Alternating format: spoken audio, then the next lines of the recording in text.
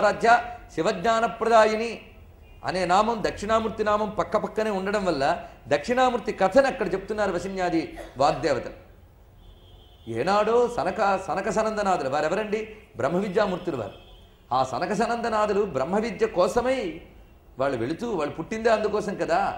ఆ వెళ్ళినప్పుడు కైలాసానికి వెళ్ళారట. ఆదిగురు పరమేశ్వరుడు చెప్తాడు కదా అని వెళితే ఆ సమయంలో ఆయన నాట్యం చేస్తున్నాడు. ఆయన అమ్మవారితో కలిసి నాట్యం చేస్తున్నాడు.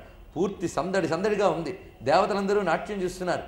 అది చూసి ఈయన మనకేం బ్రహ్మ విద్య చెప్తాడు, ఇంత సంసారం వేసుకుని నాట్యం చేస్తున్న ఆయన బ్రహ్మ విద్య అని చెప్తాడు. ఎందుకంటే వేదాంతం అంటే ఎవరు చెప్పాలి, ఎలా చెప్పాలని సీన్ ఉంది మనకి. ఎవడో మౌనంగా చెట్టు కింద కూర్చొని అన్నీ వదిలేసిన వాడు చెప్తేనే వేదాంతం అని. అన్నీ వదిలేయడం అంటే దేంతో వదిలేయడం? మనస్సుతో వదలడం. అందుకని బాహ్యంగా అన్నీ వదిలేసి లోపల బోల్డ్ పెట్టుకున్న వాళ్ళు మనకి ఇప్పుడు పెద్ద పెద్ద చోట్ల ఉన్నారు. ప్రస్తుతం అప్రస్తుతమైన అది అక్కడ పెట్టి ఇక్కడ ఇదంతా చూసి వాళ్ళు అనుకున్నారట, వీళ్ళు నిరంతర బ్రహ్మవాదులు. వీరు బ్రహ్మవాదులు, బ్రహ్మవేత్తలు, ఈ రెండు ఉన్నాయి ఇక్కడ తేడాలు. బ్రహ్మవాదులు నిరంతర బ్రహ్మం గురించే చర్చ చేసేవాళ్ళు, భావించేవాళ్ళు, అటువంటి వాళ్ళు. అలాంటి మహానుభావులు ఎప్పుడైతే ఇలా చూశారో ఈయన ఇంకా లాభం లేదని వెళ్ళిపోతున్నారట. అయితే ఈ సందట్లో ఆయన వీళ్ళని చూడలేదని అనుకున్నారు. కానీ ఆయన చూడండి ఎవరిని. ఇలా కొంత దూరం వచ్చేటప్పటికల్లా విస్తృతమైన వటవృక్షం కనిపించింది. ఆ వటవృక్ష మూలంలో ఓ 16 ఏళ్ల కుర్రాడున్నాడు. ఆయన చుట్టూ వృద్ధులైనటువంటి శిష్యులు ఉన్నారు. అది గదుగా ఆయన ఒక్కడక్కడ కనబడుతున్నాడు తేజోమయమూర్తి. ఆయన దగ్గరికి వెళదామని వీళ్ళు బయలుదేరారట.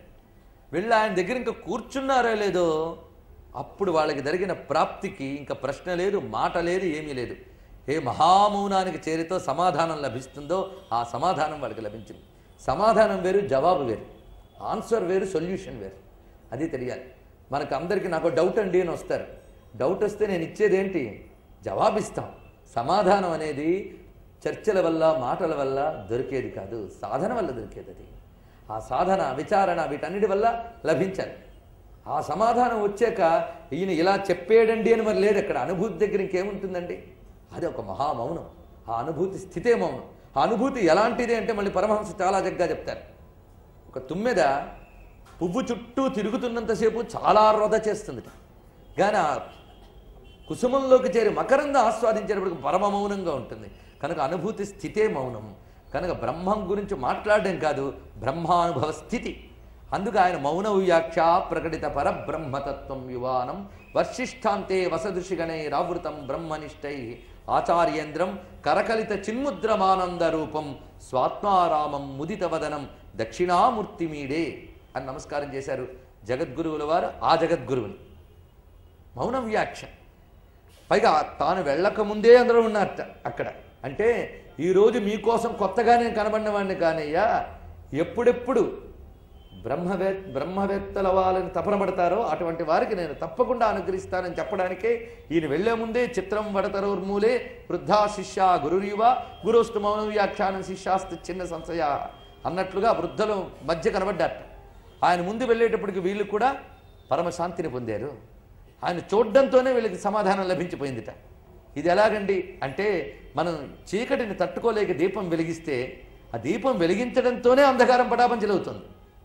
అలాగా స్వామి యొక్క సాక్షాత్కారం చేతే వీరికి సమస్తములైనటువంటి సందేహములు తీరి సమాధానం లభించింది. అందుకే సనకాది సమారాధ్య శివజ్ఞానప్రదాయిని. శివజ్ఞానం అంటే బ్రహ్మజ్ఞానమే. ఎందుకంటే శివం అంటే అర్థం ఏంటి? ప్రపంచోపశమం శాంతం శివం చతుర్థం మన్యంతే అద్వైతం అని మాండూక్యోపనిషత్తులో మాట. అందుకే శివం అంటే ప్రపంచోపశమం శాంతం. ప్రపంచమంతా ఉపశమించిన తర్వాత ఏది ఉంటుందో ఆ శాంత స్థితి. ప్రపంచోపశమం అంటే ప్రపంచం నశించిపోయాను కాదు, ప్రపంచ దృష్టి నశించిన తర్వాత ఏ పరమాత్మతత్వం మిగిలి ఉంటుందో ఆ పరమాత్మతత్వమే శివం. దాని పేరు శివం. కనుక ఉపనిషత్ ప్రతిపాద్యమైన పరతత్వం పేరు శివం. శివ అనే శబ్దమే నేరుగా బ్రహ్మమును తెలియజేస్తాను. ఆ బ్రహ్మజ్ఞానం ఇవ్వడమే శివజ్ఞానప్రదాయిని అని అర్థం. అలాంటి శివజ్ఞానప్రదాయిని కనుక సనకాది సమారాధ్య శివజ్ఞానప్రదాయిని. ఆ తల్లి స్వతంత్ర సర్వతంత్రేసి దక్షిణామూర్తి రూపిణి అన్నాం. ఇక్కడ దక్షిణామూర్తి రూపిణి అయినప్పుడు అమ్మవారికి ఎలా వర్తిస్తుంది అంటే, దక్షిణామూర్తికి సంబంధించిన ధ్యాన శ్లోకాలు మనం చూసినట్లయితే స్ఫటిక రజిత వర్ణం మౌక్తికి మక్షమాలాం అమృత కలశ విద్యా జ్ఞానముద్రా కరాబ్జై దదత మురగ కక్షం చంద్రచూడం త్రినేత్రం విదుత వివిధ రూపం దక్షిణామూర్తిమీడే అని నమస్కారం మనకి దక్షిణామూర్తి మంత్రానికి ధ్యాన శ్లోకంగా చెప్తున్నారు ఇక్కడ. ఎలా ఉన్నాడు ఆయన అంటే స్ఫటిక రచిత వర్ణం, స్ఫటికము వలె ఉన్నాడు. ఇంకా తెల్లదనం కోసం మనకు అర్థం కావడానికి రజితం చెప్పారు, కానీ స్ఫటిక రచిత వర్ణమని స్ఫటిక రజిత వర్ణమని రెండు పాఠాంతరాలు కనిపిస్తున్నాయి మనకి.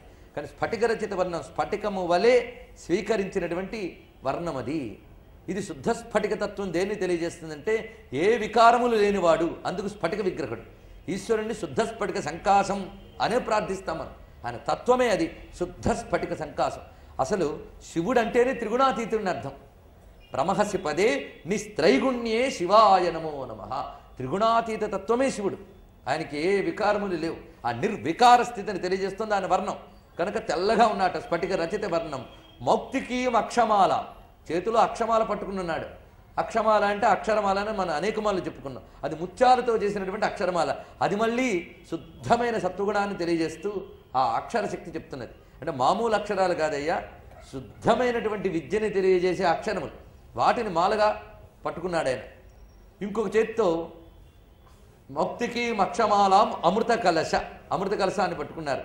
విద్య, విద్య అంటే పుస్తకం. ఇక్కడ జ్ఞానముద్రాహ కరాబ్జై, పుస్తకము జ్ఞానముద్ర అంటే అక్షమాల, అమృత కుంభము, ఇటువైపు ఏమో పుస్తకము, ఇంకొక చేతితో చిన్ముద్ర. ఈ 4 ధరించి ఉన్నట్టు ఆయన. ఈ 4 ధరించి ఆయన ఉన్నాడు అని మీరు అనుకుంటే ఇక్కడ అమ్మవారిని చూడండి. ఈ 4 ధరించి ఆమె ఉన్నది అని తెలుస్తుంది. ఆయన ఏమిటో అవే అది. అక్కడ అయ్యా అన్నాం, ఇక్కడ అమ్మ అన్నాం, కానీ ఇద్దరు కారు. అది తెలుసుకోవడానికే ఈ బ్రహ్మ విద్యాధిదేవత అయిన దక్షిణామూర్తి స్వరూపాన్ని ఆదిశంకరుల వారు శృంగగిరిలో సాక్షాత్కరించుకుని ఆ శృంగేరి యందు ప్రతిష్ఠ చేసి ఈ తల్లి శారదా అని చెప్పారు. ఆ తల్లి అనుగ్రహం ఉంటే గాని నేను రచించిన శారద మీకు అర్థం కాదు నాయన, అందుకే ఆ తల్లి దయ పొందండి అని ఒకవైపు ఆరాధ్య శారదని, ఇంకొకటి అధ్యయన శారదని మనకిచ్చారు. ఆరాధ్య శారద శృంగగిరిలో నిలిచిన ఉంది. అందుకు ఆ శారదమ్మ దక్షిణామూర్తి స్వరూపం, బ్రహ్మ విద్యా స్వరూపిణి. ఆ తల్లిని ప్రార్థిస్తే ఏమొస్తుంది? పరమ ప్రయోజనమైన బ్రహ్మ విద్యనిస్తుంది. బ్రహ్మ విద్య వచ్చినప్పుడు ఇంకా మిగిలిన వాటి గురించి చెప్పక్కర్లేదు కదా. దాని గురించి గీతలో పరమాత్మ చెప్పినట్టు సర్వత సంప్లుతోదకే అన్నారు ఆయన. మహానది వచ్చిందనుకోండి, ఈ చలములో నీళ్లు మనకున్నాయా, కొండలో నీళ్లు ఉన్నాయా అని ఆలోచిస్తామా? అది రానంత వరకే కొండలో నీరు, పిడతలో నీరు, పంపులో నీరు. మహానదే ఉంటే ఇంకేం కావాలండి? అందుకే బ్రహ్మ విద్య లభించితే అన్ని పూర్ణములైపోతు అక్కడ. అందుకు పరిపూర్ణమైన విద్యనే ఇచ్చినవాడు ఆయన. అన్ని విధాల ఇక్కడ పరబ్రహ్మస్వరూపిణి అనే దక్షిణామూర్తి రూపిణి, దక్షిణామూర్తి వారి ఇద్దరి యొక్క ఆ సమన్వయం చెప్తున్నాం. ఆ సమన్వయానికి చెప్తూ ఈ కథలో ఒక చమత్కారం చెప్తోంది పురాణం.